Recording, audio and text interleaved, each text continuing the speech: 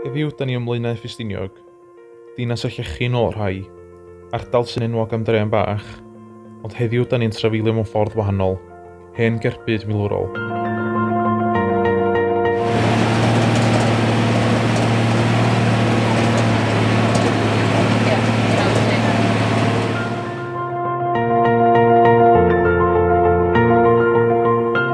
Da ni wedi dod yma Llechwedd i ddysgu am sut oedd y chwarel yn gweithio, ac ar ôl dringo i llwybrau serth i fyny'r man uchaf, fe welon yr olion un o'r felinau oedd yn trin y llechi.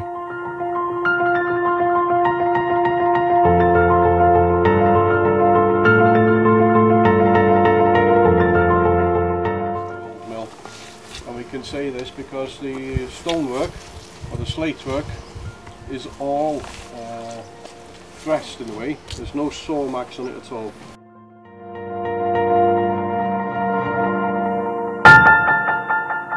O'r topiau mae'r olygfa'n yn arbennig, a mawredd y tirwedd o ddiwydiannol yn cwmpas.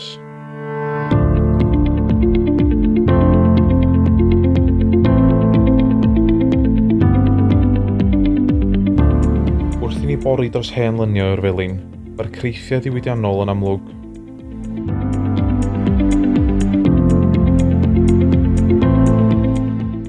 Ond i gael y darlun llawn, mae rhaid chwilio'n dyfnach.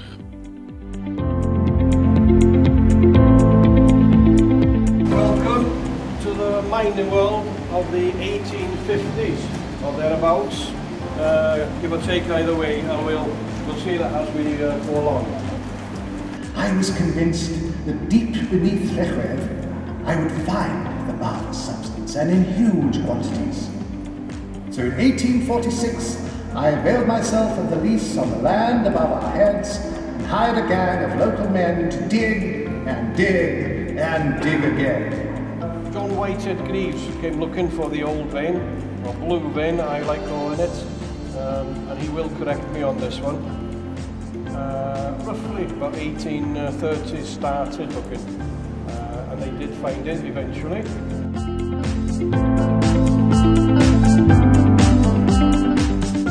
Rydym yn clywed lleisiau'r caban a chablas ar waith y chwarel tan ddaear. Dawn amlwg ar unwaith pa mor galed a pheryglus oedd yr amgylchiadau hyn.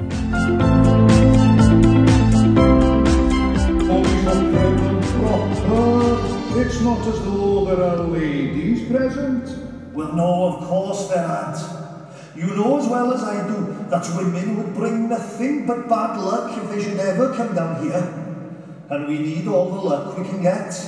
I would once have agreed with you, Howard, but oh, my lungs are getting so bad now. I can't help feeling that my luck has already run out. Strike the hole, and then we twist. And then we twist it.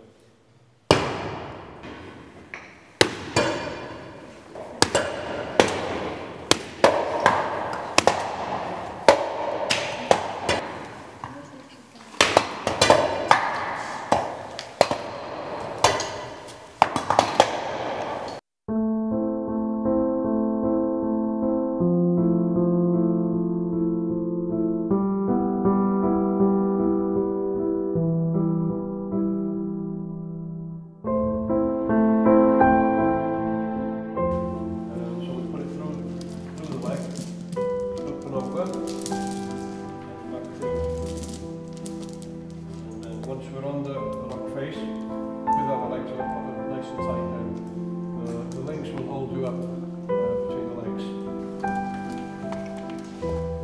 Do you know what you want that?